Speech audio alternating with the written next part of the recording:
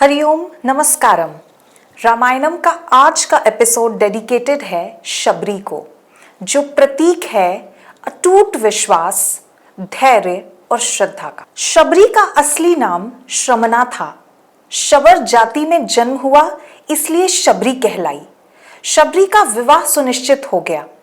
बारातियों और दूसरे मेहमानों के स्वागत के लिए जंगल से बहुत सारे पशुओं को पकड़कर लाया गया ताकि उनका मांस पकाकर लोगों को खिलाया जा सके। शबर जाति के लोग वो लोग हैं जो घने जंगलों में रहते हैं और शिकार करके अपना पेट भरते हैं। आज की भाषा में कहें तो बड़ी प्रिमिटिव जिनकी लाइफस्टाइल होती है वो शबर जाति के लोग होते हैं।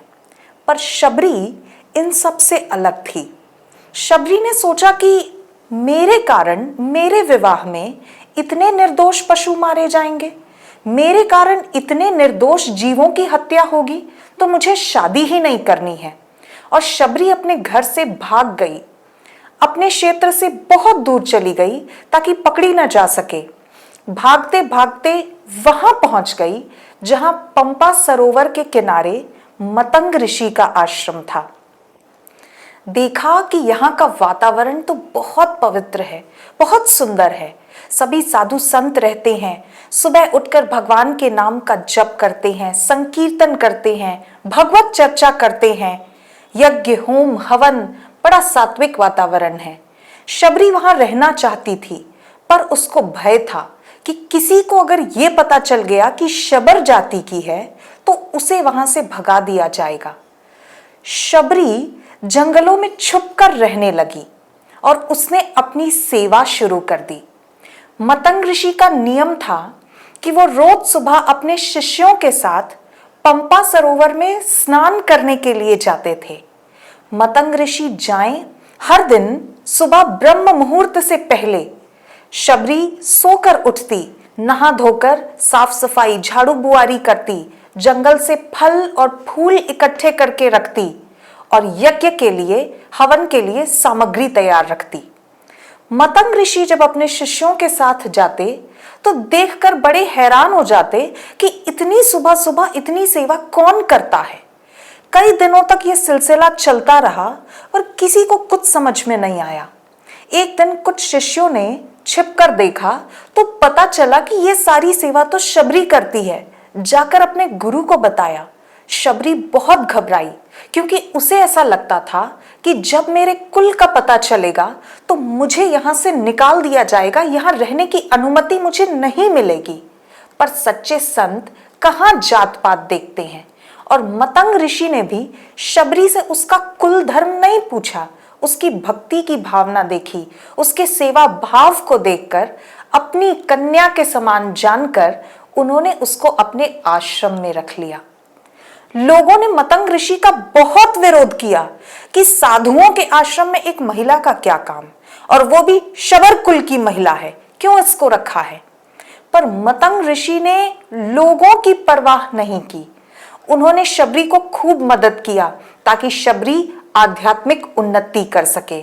उन्होंने शबरी को ज्ञान भक्ति का मार्गदर्शन दिया और शबरी ने भी गुरु की खूब सेवा की। सच्चे संतों की नजर सामने वाले के देह पे नहीं होती। वो ये नहीं देखते कि सामने वाला स्त्री है या पुरुष। वो तो बस इतना देखते हैं कि इसके हृदय में भक्ति की भावना है या नहीं। और वो तो शबरी में कूट कूट कर भरा था। मतंग ऋषि का मार्गदर्शन पाकर शबरी की भक्ति दिन दुगनी रात चौगुनी बढ़ने लगी। मतंग ऋषि शबरी से इतने प्रसन्न हुए कि उन्होंने उसे आशीर्वाद दिया, बेटी तुम्हें कहीं जाने की जरूरत नहीं, राम स्वयं तुम्हारे पास आएंगे। मतंग ऋषि का शरीर छूट गया और गुरु के जाने के बाद शबरी ने हर दिन राम जी का इंतजार किया। कहते हैं कि जब मतंग ऋषि का शरीर शांत हुआ तब शबरी की आयु लगभग 16 वर्ष की थी, और जब राम जी आए तब तक शबरी बहुत वृद्ध हो चुकी थी। सटीक जानकारी तो उपलब्ध नहीं है, पर अनुमान है कि तकरीबन 80 सालों तक शबरी ने हर दिन राम जी का इंतजार किया है। हर मौसम में, धूप, छांव, गर्मी, सर्दी, बरसात, हर परिस्थिति में शबरी साफ सफाई करती, जंगल जाकर फल और फूल इकट्ठे करके लाती, एक एक फल को चखती कि कहीं खट्टे तो नहीं हैं। हर दिन शबरी बाट देखती, राह निहारती कि आज राम आएंगे, आज मेरे राम आएंगे। जरा 2 पल रुक कर कल्पना कीजिए कि 80 सालों का इंतजार कोई छोटी बात नहीं है। कितना धैर्य चाहिए, कितनी हिम्मत चाहिए। हमारा कोई काम एक दिन डिले हो जाता है ना, हम ऊपर नीचे हो जाते हैं, परेशान हो जाते हैं, पर शबरी ने ना कभी शिकायत की, ना कोई शंका की, क्योंकि शबरी को दृढ़ विश्वास था कि मेरे गुरु ने कहा है ना, तो राम आएंगे, राम जरूर आएंगे। और शबरी का विश्वास एक दिन फलीभूत हुआ। भगवान रामचंद्र जी आए पैदल, लोगों से पूछते पूछते कि शबरी माता कहाँ रहती है, मतंग ऋषि का आश्रम कहाँ है। बड़े बड़े जति, जोगी, तपस्वी हैरान रह गए कि हम सालों से कठोर तप कर रहे हैं, भगवान हमारे पास नहीं आ रहे, पर शबर जाति की महिला के द्वार पे जा रहे हैं। राम जी पहुंचे तो वृद्ध शबरी ने कांपते हुए हाथों से राम जी को आसन दिया, फूल चढ़ाए, फल अर्पित किए, और दुनिया जानती है कि भगवान रामचंद्र जी ने शबरी के जूठे बेर भी स्वीकार किए हैं। राम जी को देखकर शबरी को लगा कि आज मेरा जीवन धन्य हो गया, क्योंकि आज मेरे गुरु के वचन सत्य हो गए। इधर राम जी गए और उधर शबरी के प्राण छूट गए। शबरी ने अपना देह त्याग कर लिया। शबरी की कथा गहरा संदेश देती है हमारे समाज को। सबसे पहली बात जो ये समझने की जरूरत है कि भगवान किस पे प्रसन्न होते हैं, भगवान को, परमात्मा को कैसे राजी कर सकते हैं। शबरी का विवाह तय हुआ तो शबरी ने सोचा कि मेरे कारण मूक निर्दोष प्राणियों को दुख न सहना पड़े, इसलिए शबरी घर से भाग गई। हमारे शास्त्रों में लिखा है, वासुदेव सर्वमिति सर्वम खलविदम ब्रह्मा, अर्थात प्रत्येक जीव में ईश्वर का ही वास है।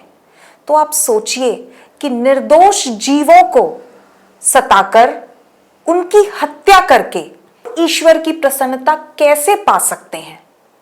दूसरी बात, शबरी ने जब अपना घर छोड़ा तो मतंग ऋषि के शरण में जाकर रहने लगी। उन्हीं के आशीर्वाद से राम जी शबरी के द्वार पे आए। मानो ये संकेत है कि हर व्यक्ति को जीवन में ऊंचे लोगों का संग करना चाहिए। संगति ऐसी करो जो आपको मदद रूप हो अपने लक्ष्य को पाने में। खराब संगति, छोटी संगति व्यक्ति को पतन की खाई में गिरा देती है, और ऊंचा संग आपको परमात्मा से भी मिला सकती है। तीसरा और सबसे बड़ा सद्गुण जो शबरी के जीवन में था, जो मुझे लगता है कि मेरे, आपके, हम सभी के जीवन में होना ही चाहिए, वो है धैर्य और दृढ़ विश्वास। डाउट एक दीमक की तरह है जो अंदर ही अंदर व्यक्ति को खोखला करता जाता है। इसलिए कभी ये न सोचिए कि ये काम होगा कि नहीं, मुझे सफलता मिलेगी या नहीं। हमें तो बस पेशेंस से, ईमानदारी से अपना काम करते जाना है, because great things take time. Ramayanam का ऐसा और भी अद्भुत ज्ञान पाने के लिए हमसे जुड़े रहिए। See you soon in the upcoming episodes. Until then, stay tuned, stay happy, stay blessed. Namaskaram.